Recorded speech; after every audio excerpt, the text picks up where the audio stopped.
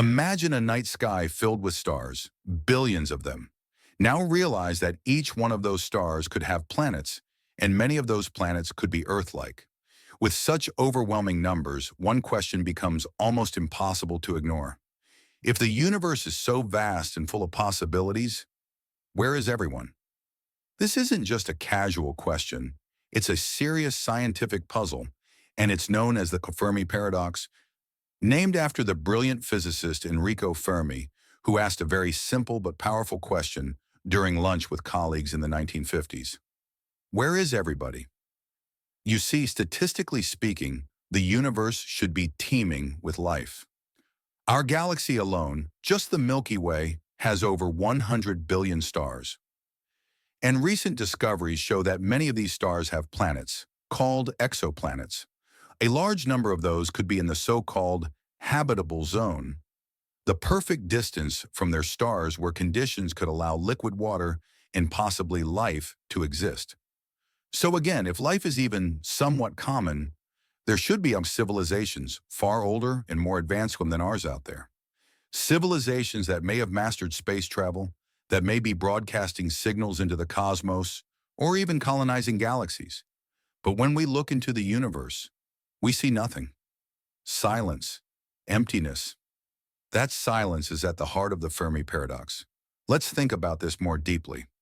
Our own planet, Earth, is relatively young compared to the universe. The universe is about 13.8 billion years old, but Earth formed only about 4.5 billion years ago. That means there were billions of years before us, where alien civilizations could have arisen.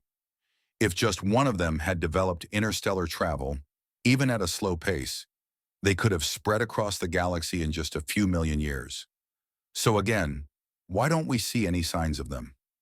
No giant megastructures like Dyson spheres blocking starlight.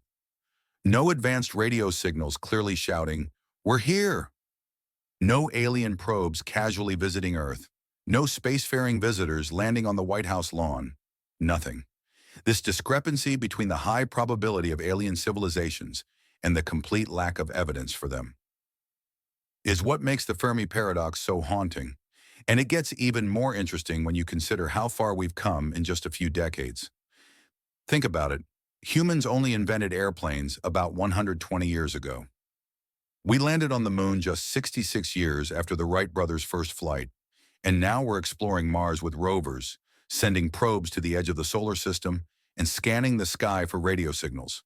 So if we can achieve all that in such a short time, imagine what a civilization a million years older than us could do. Could they build ships that bend space and time? Could they upload their consciousness into machines?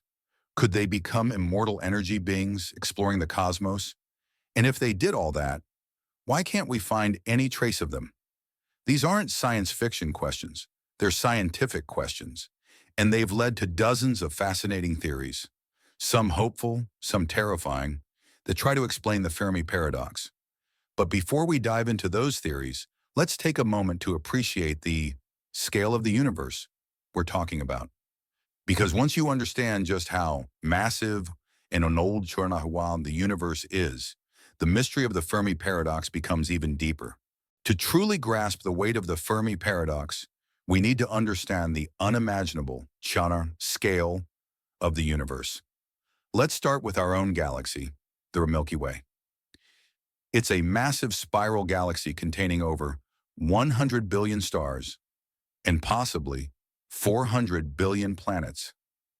Yes, we're in a 400 billion tons, and that's just one galaxy. The observable universe.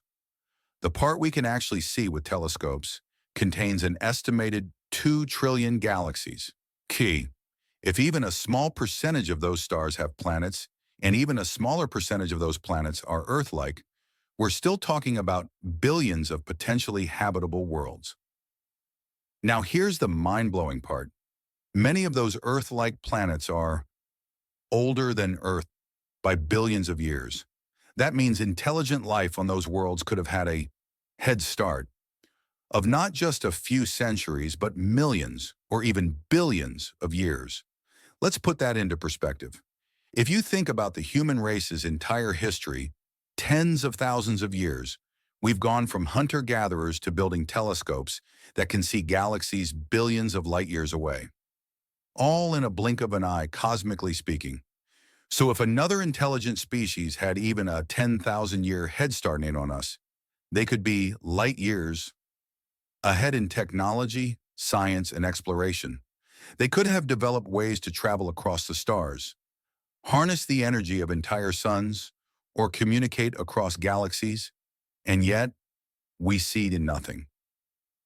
The math is on the side of alien life. In fact, scientists have tried to estimate the number of advanced civilizations that could exist right now in our galaxy using a tool called the Meyer-Drake equation. It takes into account factors like the rate of star formation, the number of planets per star, the likelihood of life developing, and more. Depending on the numbers you plug into the equation, the results vary widely, from we might be alone to there could be thousands of civilizations right now. But even the more conservative estimates suggest that we should have found someone by now. A signal, a sign, a blip on the radar. So where are they? Let's also not forget that our own solar system has moons and planets that might harbor life. Take Ariki, Europa, one of Jupiter's moons. Beneath its icy crust is a vast ocean, more water than all of Earth's oceans combined. Or, Sinon, Enceladus, a tiny moon of Saturn which shoots jets of water into space from a subsurface ocean. And then there's one, Mars, which might have once had rivers, lakes, and maybe even microbial life. If life can arise on Earth, why not in these other places? Scientists now believe that life might not be rare at all. It might even be the norm, emerging wherever the conditions are right. Life might be as natural as stars forming or planets spinning. But then again, where is everyone? This is why the Fermi Paradox keeps scientists awake at night. It's not just about aliens, it's about what their absence means. About us, about the universe, about the nature of life itself. And that brings us to the theories, the possible solutions to the Fermi Paradox. Why in a universe that should be buzzing with life, is it so silent?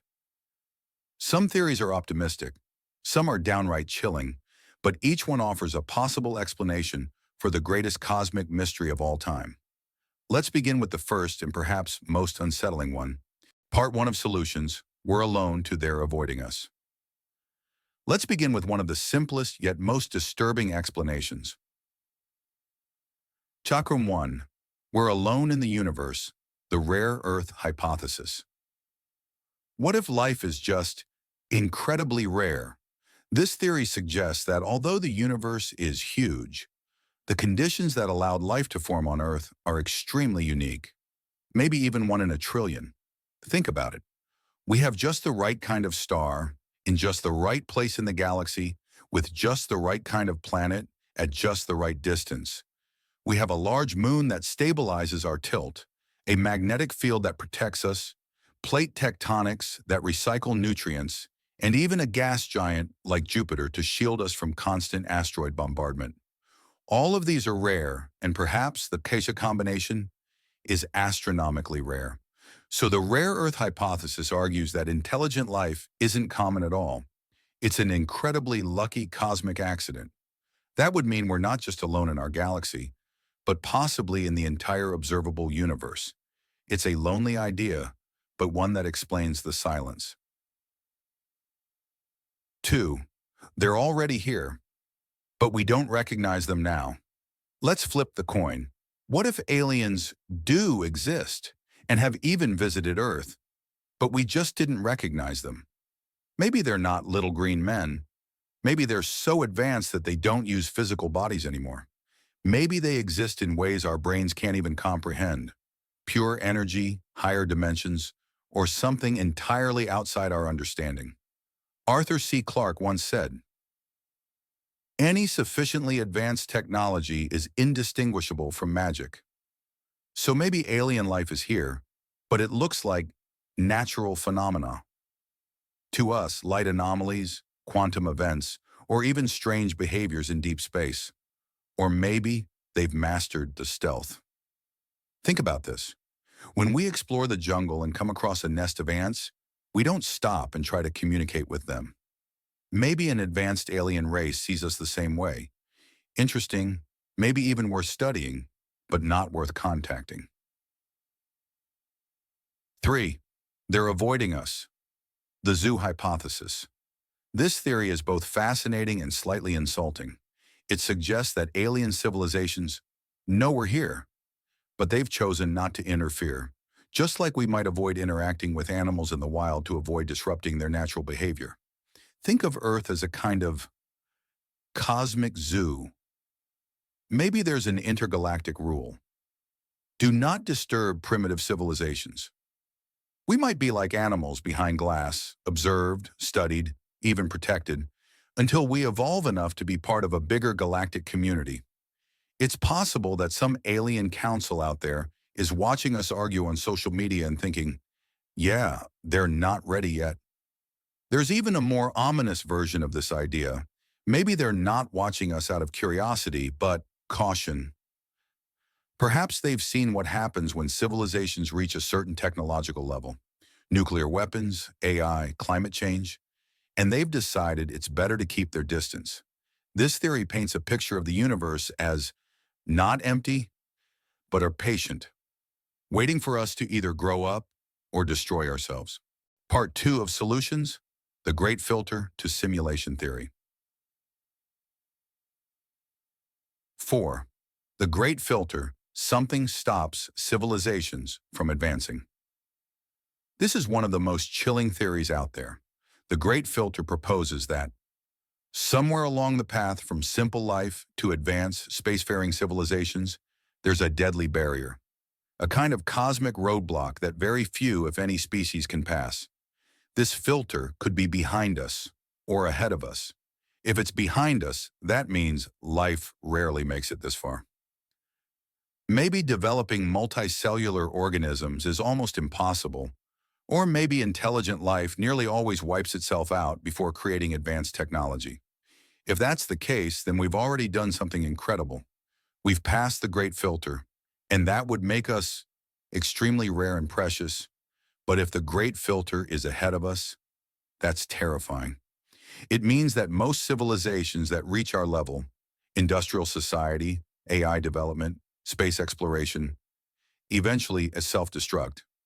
Maybe through nuclear war, climate collapse, rogue AI, or something we haven't even imagined yet. And that could explain the silence. Countless civilizations may have reached the stars, only to vanish before they could spread. In that case, the silence of the universe isn't just mysterious, it's a warning. 5. They're too advanced, and we're too primitive to notice. Another possibility is that advanced alien civilizations have reached a level of technology so far beyond ours that we simply can't detect them.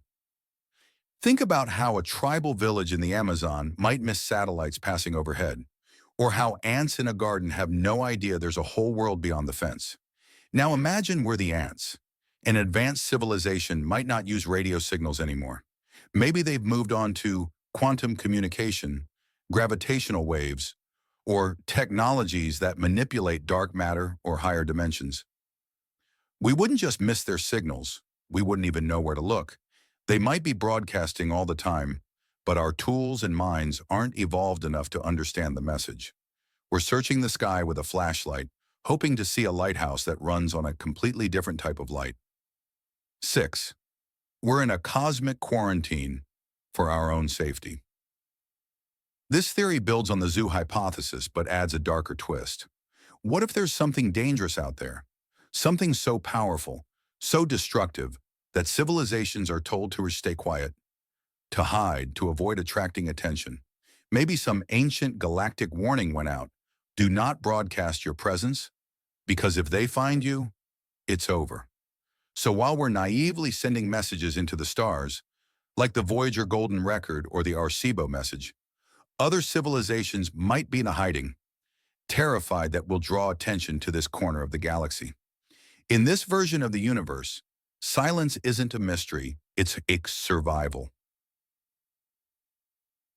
7. The simulation theory. None of this is real, and then there's this. What if the reason we haven't found alien life is because there isn't any, because this universe isn't real at all? The simulation hypothesis suggests that our reality might be an advanced computer simulation, like a cosmic video game or a test run created by a more advanced species. If that's true, then maybe the simulation is only programmed to include one intelligent civilization, us. Maybe it's just Earth, just humans. And that's why the stars are empty. It's like an open-world video game. There are cities, landscapes, skies, but no real people until the player interacts. The stars might be rendered, but not populated. This theory is wildly speculative, but it's taken seriously by some leading thinkers. Even Elon Musk has suggested that the odds we're living in a simulation could be very high. In that case, the Fermi Paradox isn't a scientific mystery, it's a software limitation. We've explored some of the most fascinating, terrifying, and mind-bending explanations for the Fermi Paradox. But in the end, this question isn't just about aliens, it's about us. It forces us to reflect on what kind of species we are and what kind of species we want to become. If we're truly alone in the universe, that comes with enormous responsibility.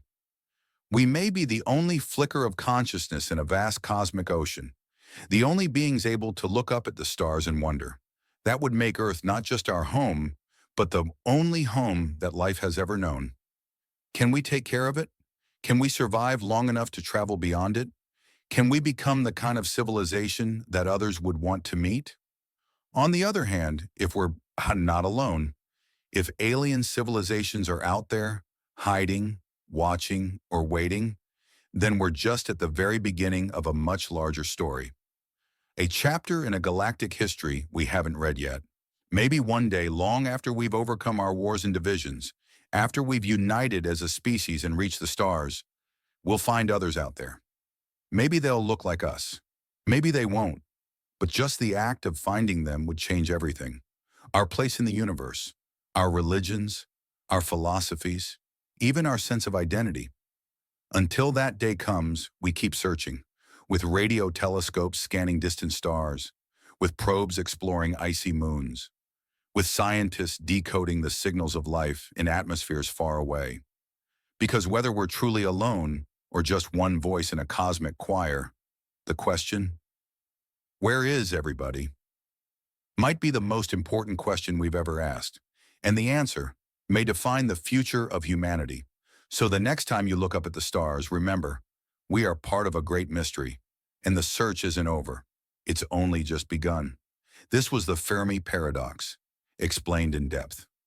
If you enjoyed this journey through space, time, and possibility, don't forget to like, subscribe, and share. Until next time, keep looking up. The universe is waiting.